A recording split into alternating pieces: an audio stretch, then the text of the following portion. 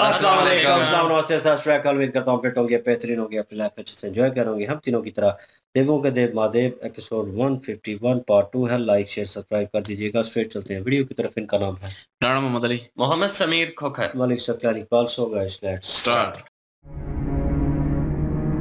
गुरुमा ये महादेव है, ये संसार के पालन करता, इन्हीं से होगा मेरा विवाह। सुमेधा उससे आज तक नहीं मिली महाराज, किंतु ना जाने क्यों उसी के विचारों में मग्न रहती है।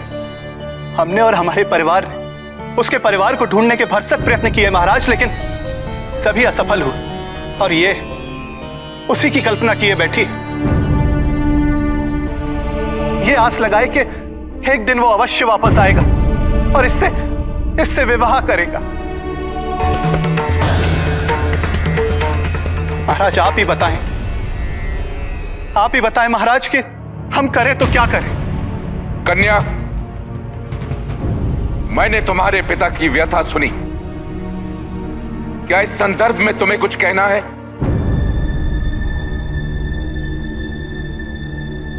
मैं उन्हें मन से अपना पति मान चुकी हूँ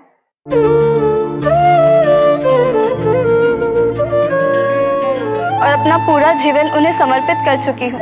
अब अपने पति के रूप में उनके अतिरिक्त मैं किसी और को स्वीकार नहीं कर सकती। किंतु कन्या, जिस व्यक्ति को तुमने देखा नहीं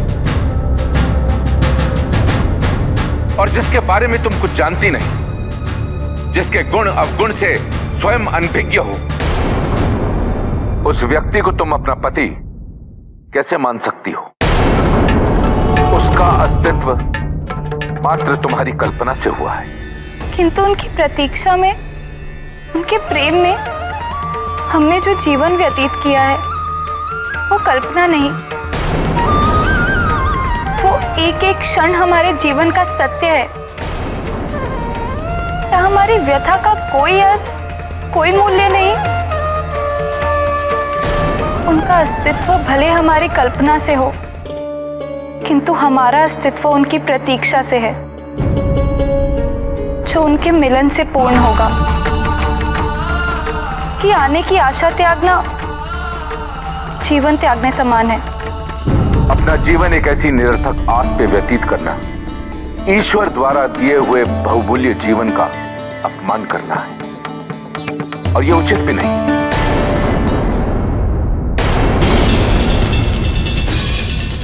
एक ही निष्कर्ष निकलता है, इस कन्या को वहीं विवाह करना चाहिए जहां इसके पिता चाहते हैं।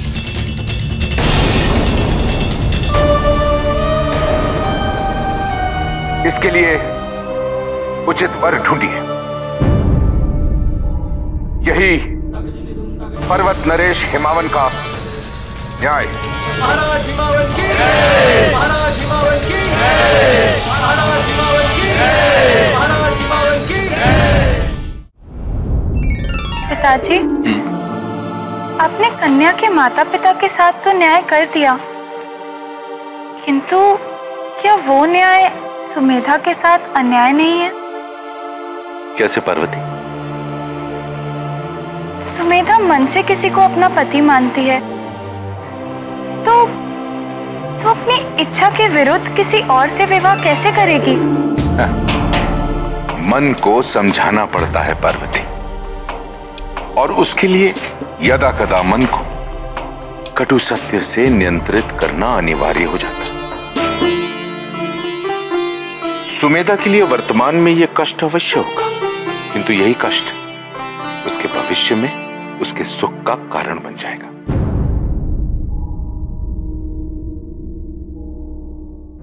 यदि सुमेधा के स्थान पर हम होते तो क्या तब भी आपका निर्णय यही होता? निसंदेह न्याय में पक्षपात अन्याय का आधार है। तुम होती तब भी हमारा निर्णय यही होता, किंतु हम जानते हैं कि हमारी पुत्री ऐसा कभी नहीं कर सकती।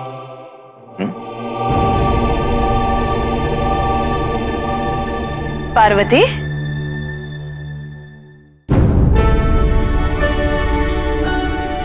आओ पुत्री, भोजन करें। आइए। हमें भूख नहीं है माँ।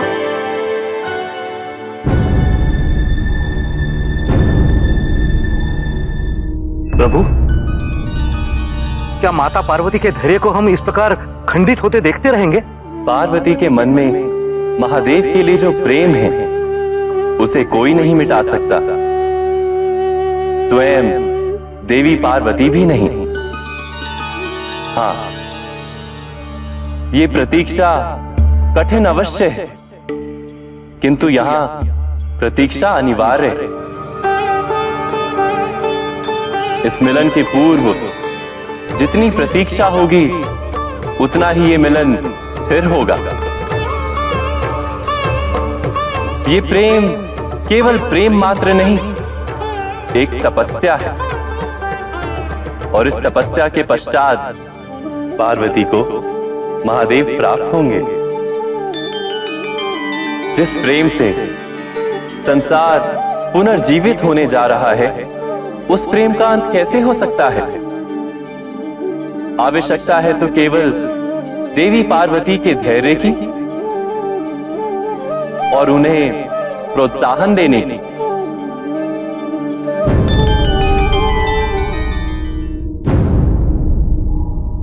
मन को समझाना पड़ता है पार्वती, और उसके लिए यदा कदा मन को कटु सत्य से नियंत्रित करना अनिवार्य हो जाता है। अगर तुम्हारे मन में कोई भ्रम है तो उसे पोषित मत होने देना। हमें विश्वास हो गया है कि हम केवल एक भ्रम में जी रहे थे।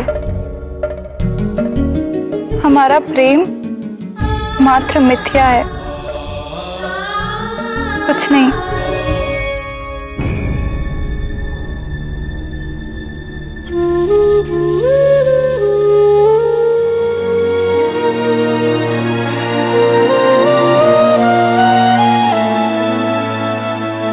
पार्वती, हमें एक नई गुफा का पता चला है पार्वती। वहां बहुत से तपस्वी वर्षों से तपस्या कर रहे हैं। क्या पता तुम्हारे महादेव भी वहीं हो? चलो हमारे साथ।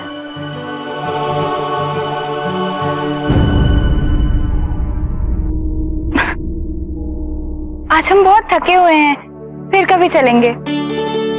चलो ना पार्वती, हमने इतना परिश्रम करके उस गुफा का पता लगाया, ये सोचकर कि तुम्हें प्रसन्नता होगी, और तुम हो कि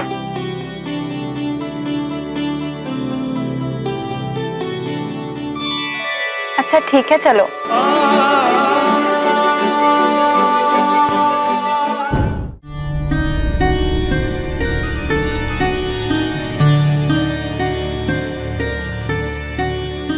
तुम दोनों ने तो कहा था कि इस गुफा में बहुत सारे साधु तपस्या कर रहे होंगे,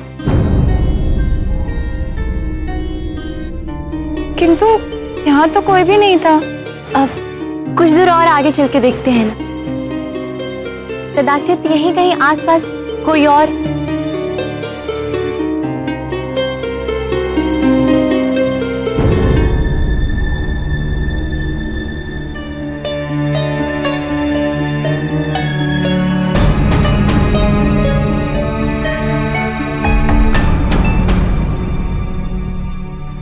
आंखड़ियां झाई पड़ी, पंथ निहार निहार, जी बढ़िया छाला पड़ा, राम पुकार पुकार, राम पुकार पुकार, राम पुकार पुकार, राम पुकार पुकार। प्रणाम ऋषिवर।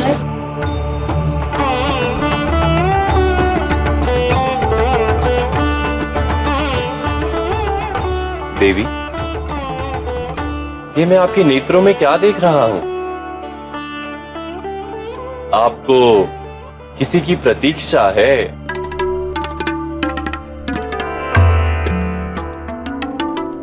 नहीं ऋषिवर, मुझे किसी की प्रतीक्षा नहीं है। ये सत्य नहीं है। हाँ, आप स्वीकारना नहीं चाहती तो वो अलग बात है। हम ऋषियों की दिव्य दृष्टि किसी के भी मन में उठ रही तरंगों को पढ़ने में सक्षम होती है। हाँ, आप निराश अवश्य हैं,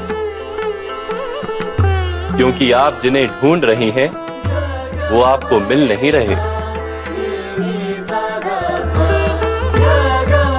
किंतु देवी, ये भी तो हो सकता है कि आप जिन्हें ढूंढ रही हैं वो भी संसार में केवल आप ही को ढूंढ रहा है। विलंब है तो केवल आप दोनों के मिलन का, और ये अवश्य होगा, होना ही है।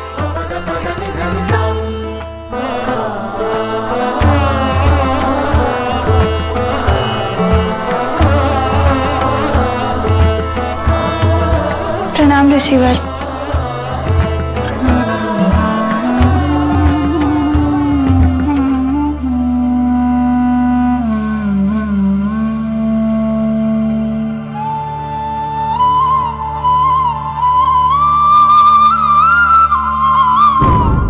हिम नरेश जो हैं यहाँ पे उनके पास एक फैसला आया था जो उन्होंने फैसला करना था, और उस फैसले में एक कन्या है, और वो कन्या एक ऐसे व्यक्ति को अपना पति मान चुकी है जिस व्यक्ति को उस कन्या ने आज दिन तक देखा नहीं है।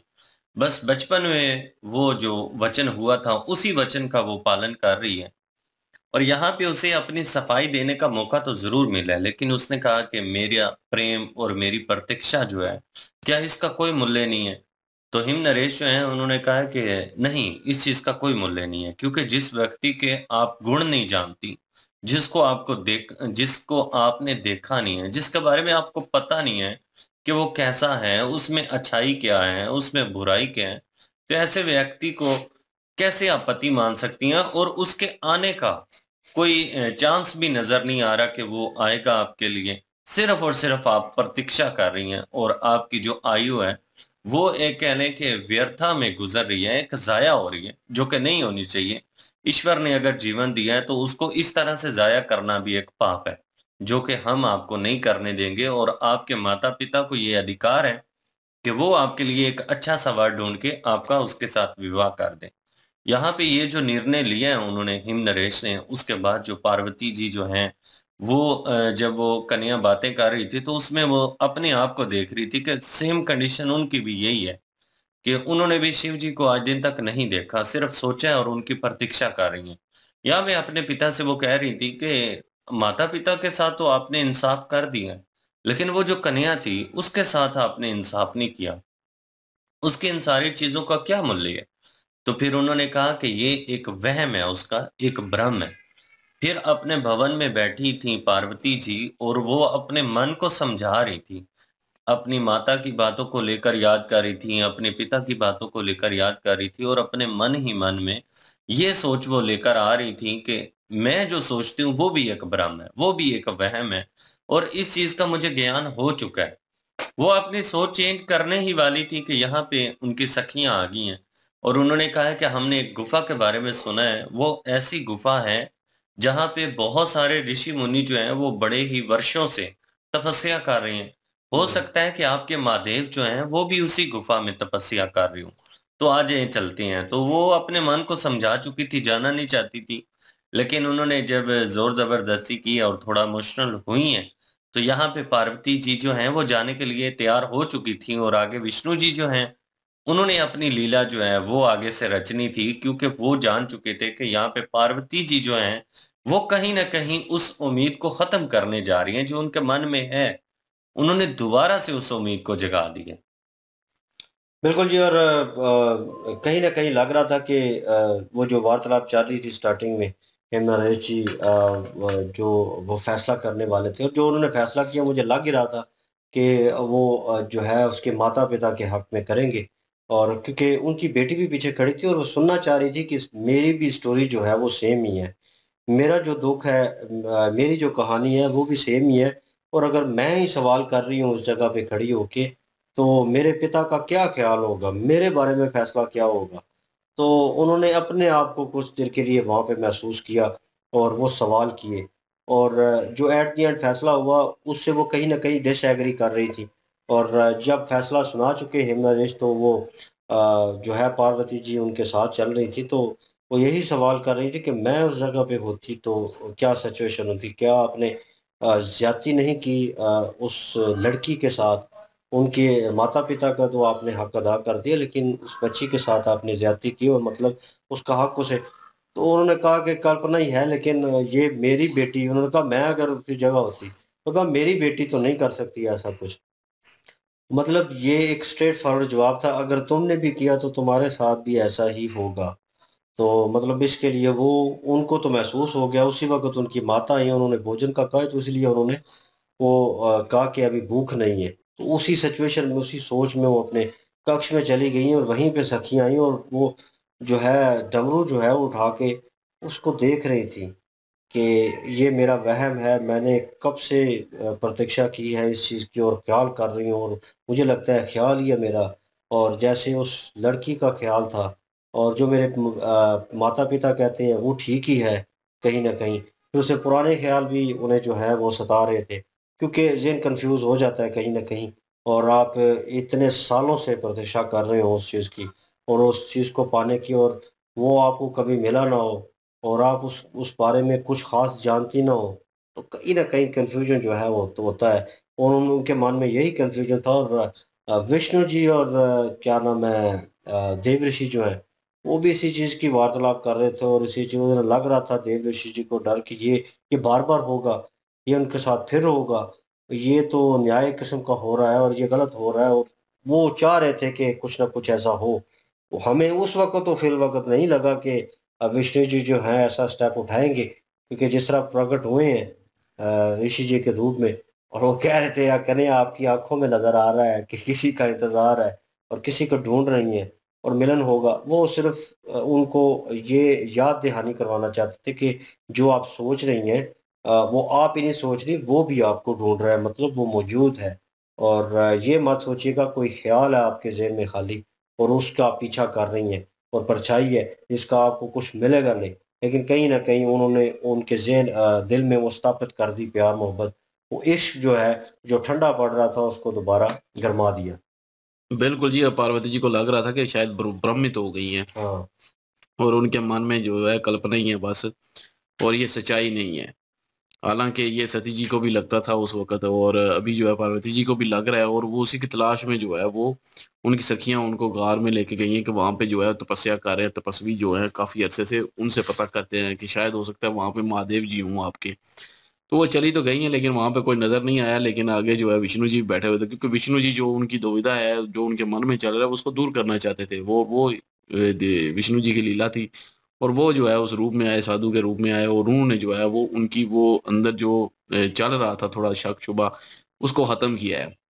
वो यही बताया कि वो भी आपको ढूंढ रहे होंगे, और जब वक्त आएगा तभी मिलन होगा, मिलन का जब वक्त आएगा तभी आप देख पाएंगे एक दूसरे को।